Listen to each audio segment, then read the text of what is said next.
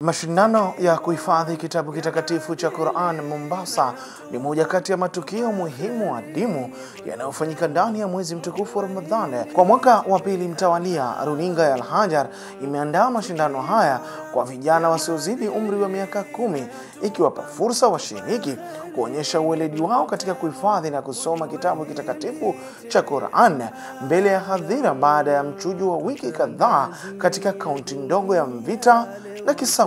وبنينا فوقكم سبعا شدادا وجعلنا سراجا وهاجا وأنزلنا من المعصرات ماء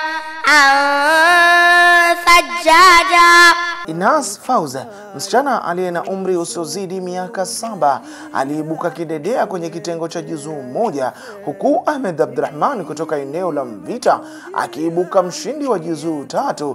Wote wakijishindia zawadi za tablet na pesa taslim zilizotolewa na Al-Hajar TV pamoja na mdhamini mkuu Al-Hajar Creation pamoja na kampuni ya mawasiliano ya ICT ya Innovas Group. Viongozi mbalimbali walihudhuria musabaka huo, akiwemo kadhi mkuu wa taifa hili la Kenya Sheikh Abdul Halim Hussein Athman.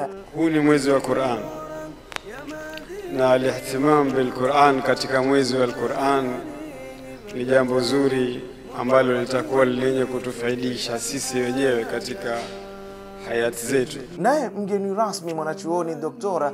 Muhammad Abdul Fattah Ismail kutoka katika chuo kikuu cha Al-Azhar Sharif Cairo Misri. وكلماتي لا تستطيع التعبير عن سعادتي بأمثال النماذج الرائعة الجميلة التي استمعت إليها اليوم.